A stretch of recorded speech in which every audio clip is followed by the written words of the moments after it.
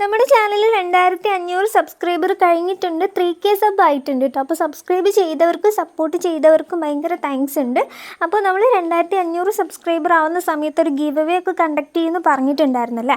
അപ്പോൾ 2 പേരെയാണ് ഞാൻ വിന്നറായിട്ട് സെലക്ട് ചെയ്യാനായിട്ട് പോകുന്നത്. അപ്പോൾ കുറച്ച് ടാസ്ക് പിടിച്ച പരിപാടി ഇനി ഉണ്ട്. നമുക്ക് വിന്നറിനെ തപ്പി കണ്ടുപിടിക്കണം. അപ്പോൾ ടോപ്പ് കമൻറ്റേഴ്സിനാണല്ലോ നമ്മൾ ഗീവ് അവേ ഒക്കെ കൊടുക്കാനായിട്ട് പോകുന്നത്. ഇനി കിട്ടാത്തവരാരും വിഷമിക്കേണ്ട ആവശ്യമില്ല.